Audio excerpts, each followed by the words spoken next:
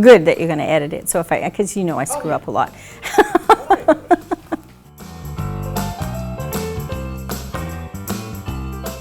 Well, I am the library director, and I oversee everything that goes on at the library. We have quite a few employees, 21 people who are full or part-time benefited, that are the solid staff. And then we have quite a few part-timers because we're open at night and on weekends and whatnot. So it can be a big job. I had thought about getting a library degree when my girls were in high school, but we were moving from one state to another, so it just didn't work. We were in Texas at the time. And in 1999, I decided to reinvent myself in the middle of a divorce, and went to graduate school and immediately started working in libraries, which is what you really need to do when you're going to school. To become a librarian, you need to be working in a library at the same time. And I got my degree, and my first job was my dream job, my first real job.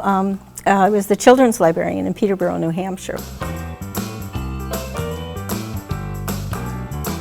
I'm not a townie, but I felt like I was a townie. But we moved to Norwood because my husband works in Norwood and our grandson was going to Xaverian. So we moved here for 6 years.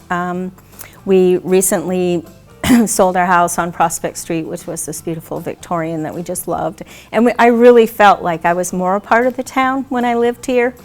Knowing when trash day is and all those other things are really important for being, an employee of the town. But we now live in Marion in our retirement home, so on the South Coast.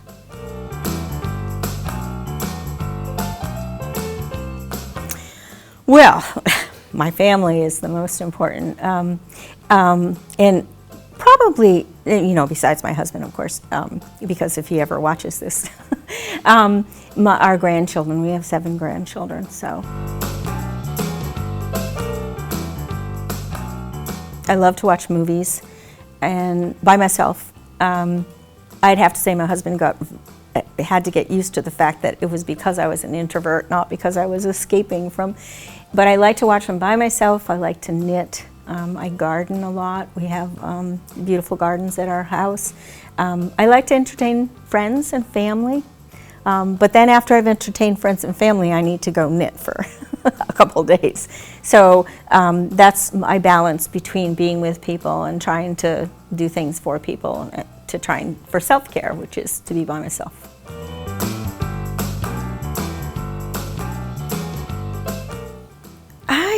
I would have to say my role models are my daughters and stepdaughters.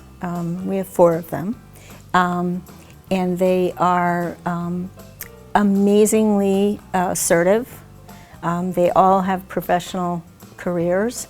They all are blending their lives with children, which is really difficult, and I see their commitment. So I would have to say they're my role models.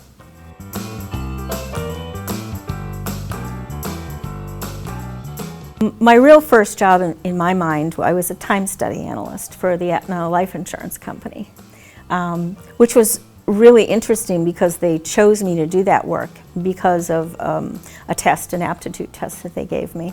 And it was interesting work. I had to determine how people could do things better and take less steps and various other things. And that job has stayed with me for my entire life.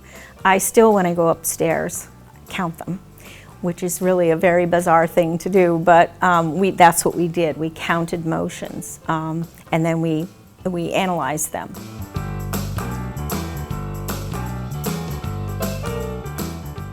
My first car was an orange American Motors Gremlin that my first husband and I had back in 1971, 1972.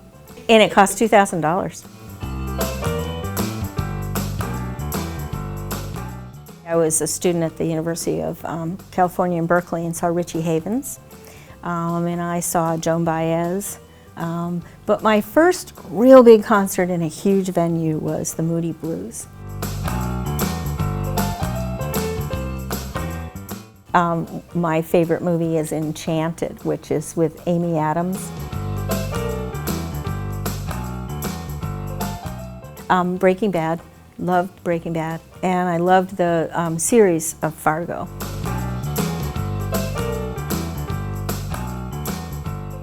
I am looking forward to my retirement, which will come just after the first of the year, which is a little scary because we decided a little bit, we've sort of moved it up.